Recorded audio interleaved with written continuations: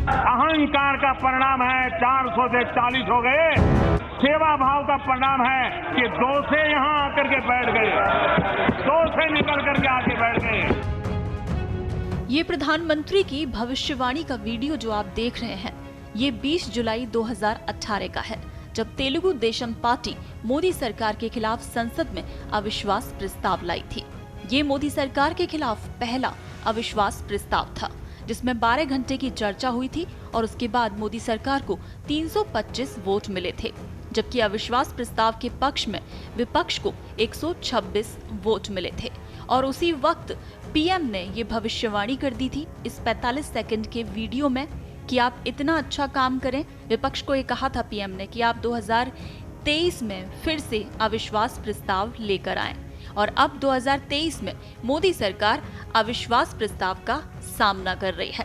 हालांकि लोकसभा का number game साफ तौर पर मोदी सरकार के पक्ष में नजर आ रहा है। लोकसभा में बहुमत के लिए 272 सांसदों की जरूरत है, जबकि बीजेपी के सदन में 301 सदस्य हैं। वहीं सहयोगियों के साथ मिलकर ये नंबर और बढ़ जाता है। तो 2018 में जिस तरीके से प्रधानमंत्री ने कुछ सेकंड्स में ही विपक्ष को धो डाला था, या ये कहें कि अविश्वास प्रस्ताव को हिलाकर रख दिया था, मिट्टी में मिला दिया था, इस बार पीएम मोदी का प्लान क्या है? तो ये तो अब 10 अगस्त को जब पीएम जवाब देंगे तो सामने आ ही जाएगा कि पीएम का प्लान क्या है। लेकिन आइए आपको बताते हैं अब कि अविश्वास प्रस्ताव आखिर है क्या। किसी खास मुद्दे पर विपक्ष की नाराजगी होती है, जैसा कि इस बार मणिपुर को लेकर है, तो उस मुद्दे को लेकर लोकसभा का सांसद नोटिस देता है, जैसा कि इस बार कांग्रेस के तरुण गोगोई ने दिया। नोटिस के बाद लोकसभा स्पीकर उसे सदन में पढ़ते हैं।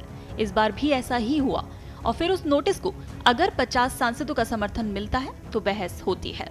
तो गौरव गोगोई ने जो नोटिस दिया उसे 50 सांसदों ने अपना समर्थन दिया।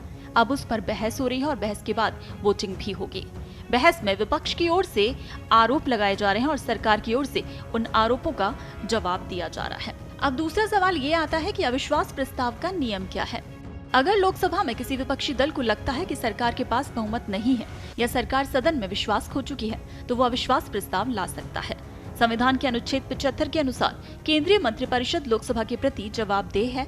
अगर सदन में बहुमत नहीं है तो पीएम सहित पूरे मंत्रिपरिषद को इस्तीफा देना होता है। इस बार सवाल ये भी है कि अविश्वास प्रस्ताव के जरिए INDIA गठबंधन का टेस्ट चाहता है विपक्ष।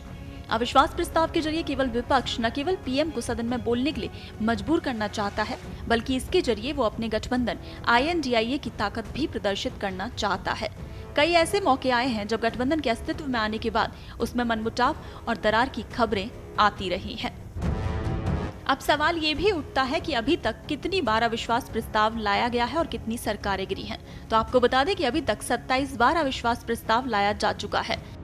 पहला अविश्वास प्रस्ताव चीन युद्ध के बाद 1963 में जवाहरलाल नेहरू सरकार के खिलाफ लाया गया था, और सबसे ज्यादा अविश्वास प्रस्ताव इंदिरा गांधी के खिलाफ लाया गया, पूरे 15 बार। लेकिन हर बार सरकार सुरक्षित रही। नरसिम्हा राव के खिलाफ 3 बार, राजीव गांधी के खिलाफ 1 बार और अटल बिहारी वाजपेयी के खिलाफ भी 1 बार अविश्वास प्रस्ताव लाया गया। वहीं मोरारजी देसाई, बीपी सिंह और अटल बिहारी वाजपेयी जैसे नेताओं ने अविश्वास प्रस्ताव के कारण अपनी सरकारें गिरती देखी हैं। बहरहाल अब इस बार 2018 की बात देखा जाए तो 5 साल बाद देश में काफी कुछ बदल चुका है। आज फिर अविश्वास प्रस्ताव पर बहस हो रही है, लेकिन इस बात बातें खरी हैं और अंदाज भी तल्ख है।